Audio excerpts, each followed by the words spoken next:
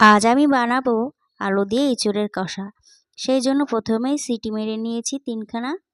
আর এখানে আমি মশলা করে নিয়েছি। মশলা বলতে আদা, জিরে, লঙ্কা, পেঁয়াজ, রসুন আর টমেটো। এবার আমি কড়াইতে দিয়ে দিয়েছি পরিমাণ মতন সর্ষের তেল, তাতে দিয়ে দেবো একটি তেজপাতা আর দিয়ে দিয়েছি গোটা গরম মশলা। তারপরে একটু যখন গন্ধ ছাড়বে তখন আমি মশলাটা দিয়ে ভালো করে কষে নেব।